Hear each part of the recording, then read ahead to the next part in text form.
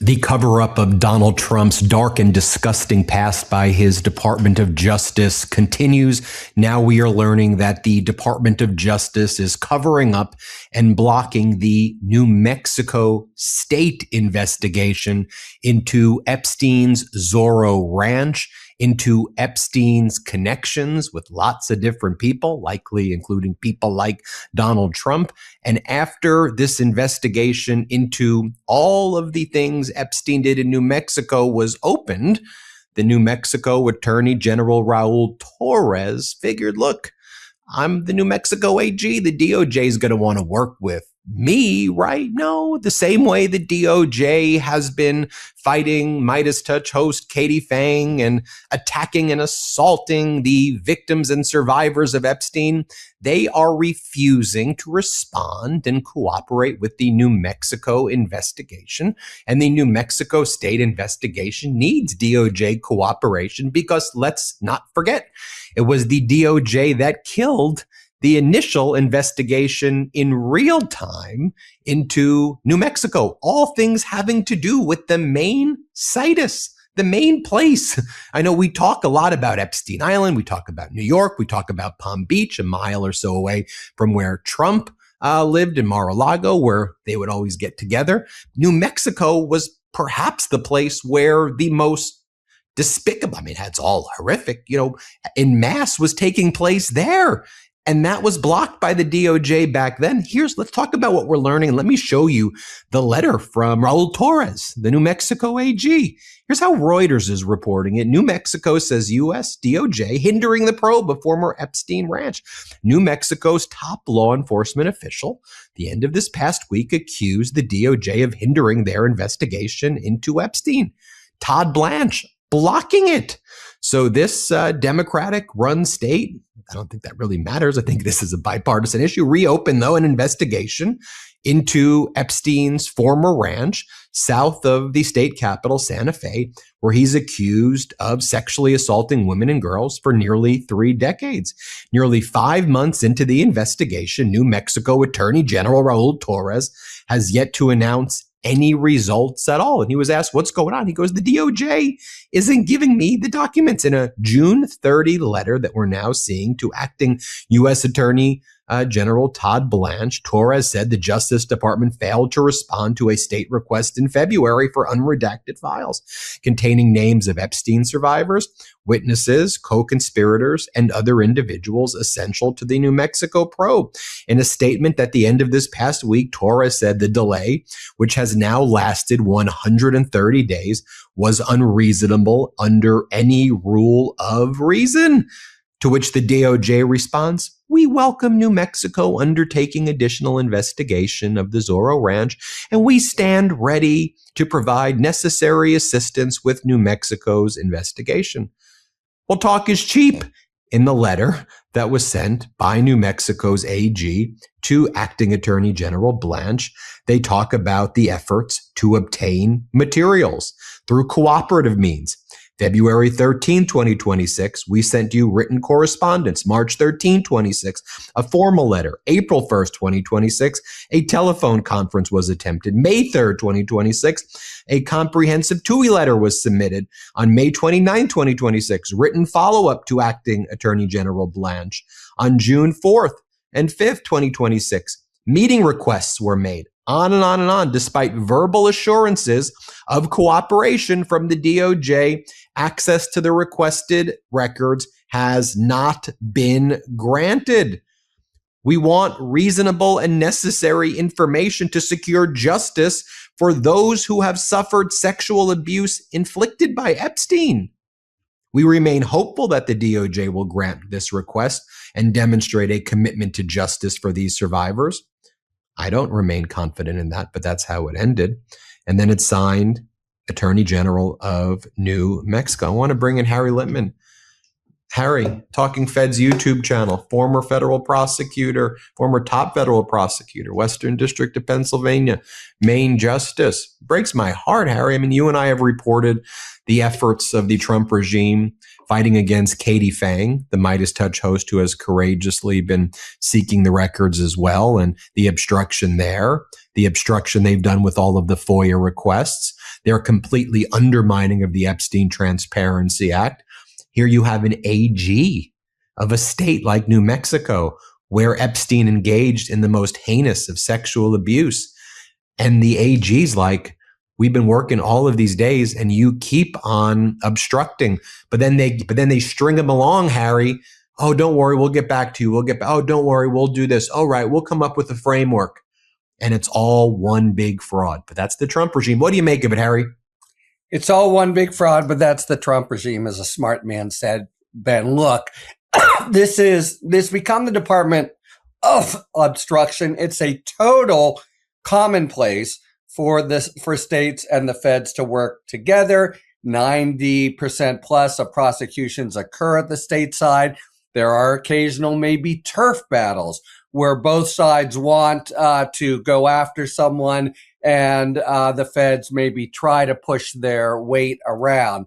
This is extraordinary, and what doesn't happen until Trump. It's reminiscent to me of what's going on in Minnesota, and now it looks like with this atrocious killing this week in Texas. This is the DOJ not simply saying we want to do our own thing, but literally shutting down the efforts to secure justice. Now, we see this in Minnesota. We see it in Texas, and there's some kind of argument anyway. It doesn't fly, but you can see, well, they're protecting their own. It's federal agents.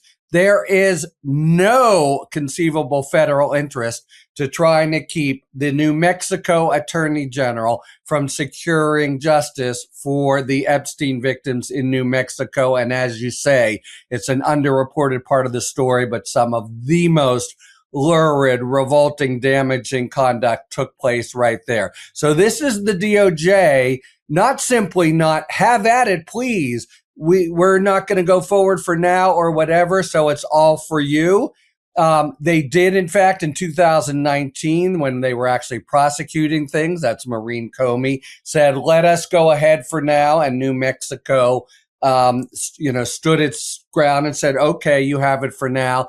But at this point, they're not going forward, but they're literally trying to prevent states from going forward. So it's not simply, as we hear again and again when Epstein arises, how they're ignoring the victims, not doing justice by them. They are literally trying to keep justice from being done by a parallel sovereign and circling the wagon. So now you have New Mexico. They have charges to bring. And what the DOJ is doing, it's in a sense even worse than what I've said, because there's no way to justify not helping a sovereign that supposedly has the same goal as you, bringing miscreants to justice, and you have no federal interest in not seeing it done.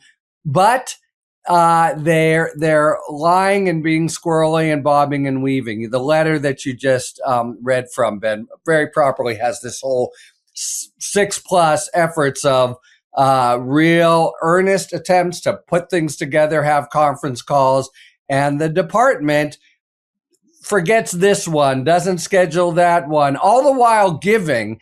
This is what really is a sort of extra layer of revolting behavior. They talk a good game, and there's nothing else you can say. Oh, yes, we want to help you. Of course, we want to help you. And then when push comes to shove, and it's time, okay, could we maybe see some evidence that you're holding, you're not going forward with, but we can actually convict? Well, we'll be right back to you. I missed that call. Wrong number. It's an actual whole chain of misdirection and bobbing and weaving and squirreliness because there's no possible justification for it. I don't know how long they think they can get away with it, but it's literally at this point well documented. They do not want Jeffrey Epstein's crimes to be prosecuted, but they do not want to look like they don't want them prosecuted. And what that has resulted in, no position in court, no forget it, as they're trying to do in Minnesota, but a simply, variety of the dog ate it. in a whole series of things that just cannot be. This is the Attorney General, as you point out, in New Mexico. I happen to have worked with the former Attorney General of New Mexico. Attorney General calls, you don't lose the message. So somebody at a high level is directing the person who is talking a good game to New Mexico to essentially string them along. It's completely abusive and disrespectful of a fellow sovereign, and completely abusive and disrespectful of all the victims of the Epstein crimes who have gotten zero by way of justice from this Department of Justice. This is the Trump playbook in everything, and it becomes certainly more pronounced when we're dealing with the re-abusing of abuse and survivors of Epstein, right? And Trump's playbook is run out the clock. I remember when Donald Trump was running the very first time and people were questioning Melania's immigration status, and it became a big issue. It's just an example here. Donald Trump said, I'm going to do a press conference in 2 weeks. I'll address it in a press conference. 2 weeks, 2 weeks, 2 weeks, 2 weeks, 2 weeks. Then you do Trump does a bunch of other outlandish, unlawful, crooked, disgusting things. The story kind of moves on, whether we're talking about wars, or the wars, plural, whether we're talking about, corruption and deals here. I mean, every day there's a new scandal that would make Watergate, to quote J.D. Vance, look like nothing in a 12-hour news cycle. And so the hope is you just drag it on forever, and that's the play. And, they're going to do that. The ultimate question, I'll let you end, Harry, is just what do we do about it? I mean, what do we do as the MeidasTouch Network? You see what Katie Fang's doing about it. That's action. What do we do about it? What does the Attorney General of New Mexico do about it? What do voters do? But what do you say about a regime that is so willing and almost seems to enjoy covering up child sex trafficking rings? Harry, I'll give you the final word. Well, you call them out, as the Meidas Network does daily, of course, but the Attorney General is doing the right thing. Essentially, this is a real, if guys, let's try to talk, we're trying to cooperate, etc. This letter, which you and I are now talking about, really hits the media. And what we have is it plays into this ongoing narrative, which is not dying, of the just abject absence of justice that the DOJ has provided for, especially the victims, who remain very well organized, very much sort of on the hustings. And as you know, Todd Blanche's confirmation is in just a few days. That means that the Epstein matter will re-arise. And when you have a sense of this, Ben, I do too. It's one thing when someone is just making these radical dogmatic positions, you got to see them in court. Here you have a kind of vulnerability. They are trying to pretend that they're being cooperative. So really holding up the mirror to that. So what are they going to do now? Are they going to, we're getting to it. Just around the corner. See you next Tuesday. I do not, they're now been kind of fleshed out. So I think exactly this, bringing the spotlight to bear and combining it with the overall, scandal of the Epstein files. That's the way to do it. That's what they're doing. That's what you're doing. And what you all need to do is subscribe to Harry Litman's YouTube channel. It's called Talking Feds. After you finish watching this video, search Talking Feds. I see a lot of growth in that YouTube channel recently, Harry. The people are going there. And we're keeping count of the ones who say Ben sent you, and they multiply. All right. Put in the comments that Ben sent you to a Harry video, or you can say Ben's dog sent you. Hit subscribe here. Let's get to 7 million subscribers. Want to stay plugged in? Become a subscriber to our Substack at MeidasPlus.com. You'll get daily recaps from Ron Filipkowski, ad-free episodes of our podcast, and more exclusive content only available at MeidasPlus.com.